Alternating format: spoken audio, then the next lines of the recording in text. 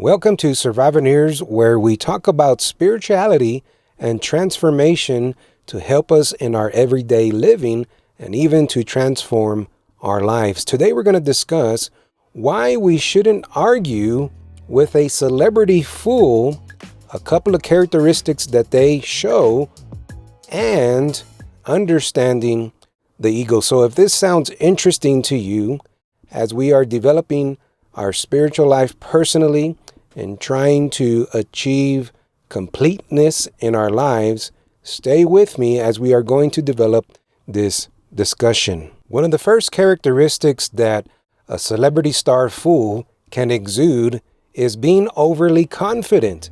And you have heard this many times. I've been in this career for 30, 40 years.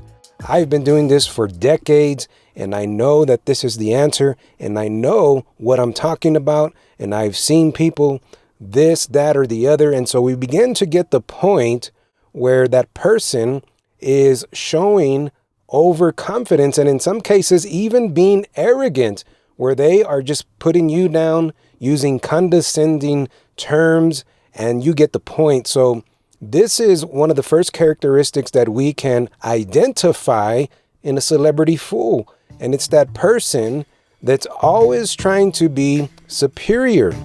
And we're not talking about people who do exude a state of humility or humbleness. And yes, they are very intelligent.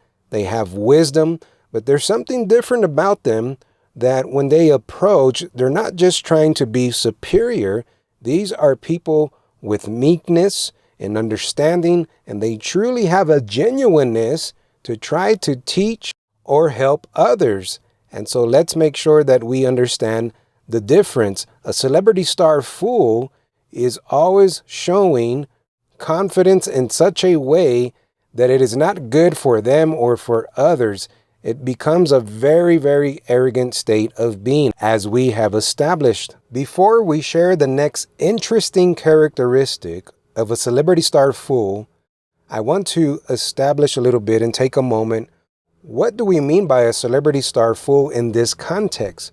Yes, we are talking about celebrities that have reached the apex of their career. They have achieved many awards. They have accomplished every goal they have set their mind to, and they have received Oscar nominees. They have been at the top of their game. We are making more reference to celebrities that have allowed money to be used in such a corrupted way to get what they want. And there is an old proverb that says, money answers all things. And we can see that in many different areas of politics as well.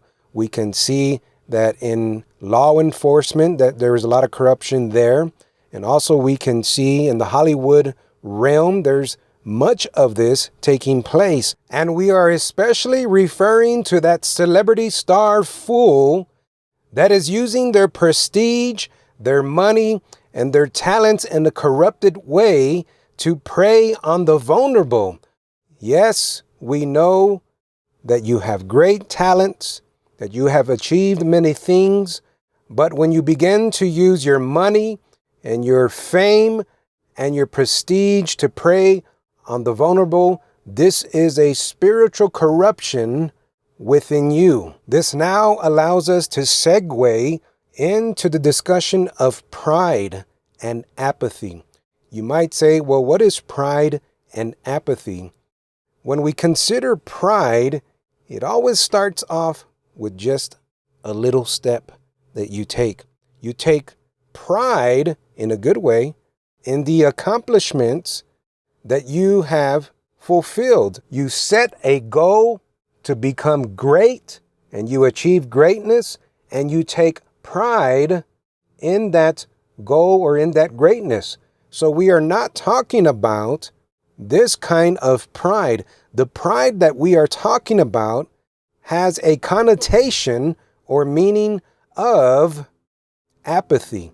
And you might ask, well, what is this? Apathy is the point where you begin to develop these negative habits, this negative thinking this negative behavior and action that you have been doing for years. And it begins to set in. And it all starts within the mind and enters into the body and affects the entire spirit. And now, what is the consequence of practicing, if I can use this word in a spiritual sense, sin? What is the consequence of this when we are living a life of always doing things that are corrupting yourself and others? The consequence is that your heart becomes so hardened. Yes, the heart becomes so tough and hardened that nothing can enter into it, not even when it is wisdom or when it is knowledge and understanding, and it is good that is trying to enter into your spirit. Not even that can help the hardened heart. This is a point of apathy. Before we develop the discussion of understanding ego, and in the end of the video, I'm going to give the final consequence of a celebrity star's fool's destiny. So stay with us, but take a moment right now. If you're gaining some insight spiritually from this discussion, please like and subscribe to Survivorneers Spirituality channel. It does help to reach others, and YouTube loves it when you like and comment and subscribe, because they can show this material that other people may be interested in, and they can reach a further audience. So yes, it does help when you simply just like and comment and subscribe if you are gaining value and you enjoy these kinds of discussions. To understand the ego, we have to understand the human constitution. What do I mean by the human constitution? I mean that we are a tripartite being, meaning that we are three parts. We are mind, body, and spirit. And the mind is a tool for us to make daily choices in our lives. The mind is a tool for us to make simple decisions that can help us in our everyday task. And so when things and thoughts enter into the mind, they are like a vehicle. They gain momentum. And when those wheels are spinning, we are propelling forward. And now it tells the body what to do in the result of an action. And also, when the mind and the body are working together, it can affect the entire spirit or even the soul or our being or consciousness. And so the human constitution let us understand that when we are operating out in this world spiritually, that there are three parts that we must be concerned with: the mind, the body, and the spirit. We have to address all three levels to be successful in our lives. So here is some insight into the ego. The ego is separate from the mind. Actually, we can sometimes say the ego has its own mind. But I want to encourage you right now that you are not the ego. The ego is the negative voice that is always trying to bring you down. The ego is that voice in this context that is always trying to get you to be more superior than others, because when you feel that you are superior than others, you feel that you are in control. And when you feel loss of control, you feel inadequate. And when you feel inadequate, you try to be overly confident, as we were saying earlier. You try to showcase this pride. You begin to lay out the litany of all your accomplishments, and you get the point. And so the celebrity star fool has developed this hardened ego that when you try to give them wisdom, it does not have any effect on them, because, as we have said, they reach the point of apathy. And this is why we are answering the question why we should not argue with a celebrity star fool that has reached this state. Understanding the ego must be taken seriously. This is not just a flippant statement that says, oh, that's just your ego, and you shouldn't be like that.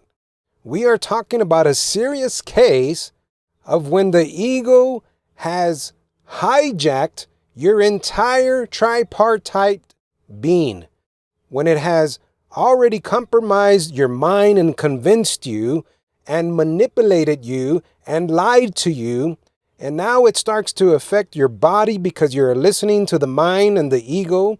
And now your consciousness is not able to operate from a state of pureness.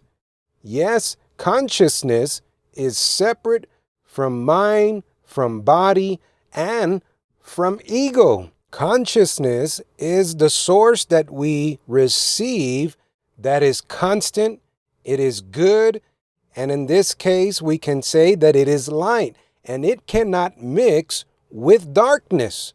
And when light and darkness are contrasted, you will see that light must live alone with light, and darkness must live alone with darkness. The two have an impossibility to mix. And so when you choose a life of light, that is that we are pure in our mind, body, and spirit, we are conscious creatures. And when you choose the path of darkness, which is that we are not using our mind and our body and our spirit properly, that is a choice of living in darkness. And you must choose which one, because when you try to live a double life, what happens? This is the final point that we want to make, is that there is going to be a great and final fall. This is why in the celebrity star world, you have some celebrities that have fame, prestige, all the money they need and want. All the desires of their heart are fulfilled. And some of them say they feel hollow or empty. And some artists are even making songs about this. Some are saying, what wars should I win now when I already have won the wars? What songs should I sing because I already have sang all the songs?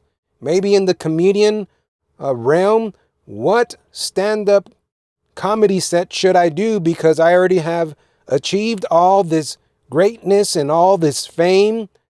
And sometimes when a celebrity star fool did not take the time to take care of the spirit, and they are deep and set in their ways, they are eventually going to have a great fall, and eventually they will feel empty.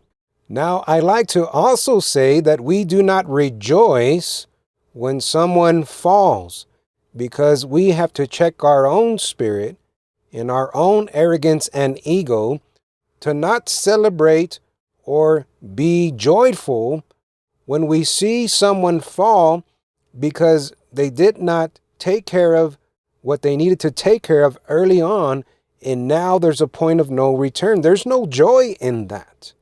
We are having this discussion to bring more awareness, not only to celebrities, not only to those of fame and prestige and with lots of money. We are making the point that this is good for all of us, that we are all vulnerable of falling into this trap. I really appreciate that you have made it this far in the video. Let's recap and wrap things up here.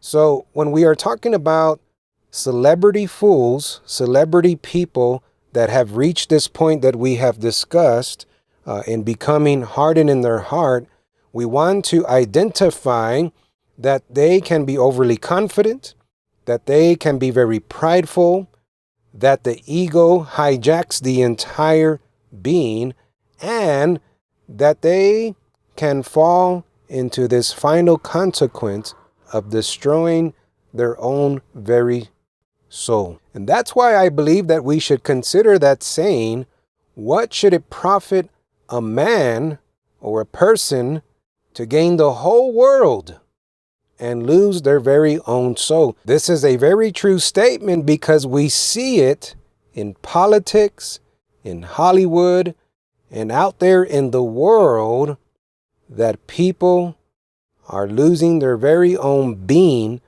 and consciousness, whereas they could have put all these things in check early, but now it has become very difficult. Although we have emphasized why we should not argue with a celebrity fool, I hope that this discussion is good for all of us, because we are all human beings with a mind, a body, and a spirit. And if we put these things into practice, spirituality and taking care of our entire being, then we can be successful in many areas of our lives. If you like spiritual content like this, subscribe to Survivorneers, and you may also visit Survivorneers.com if you like to sign up to our newsletter to receive free spiritual insights, and I have provided that in the description for you.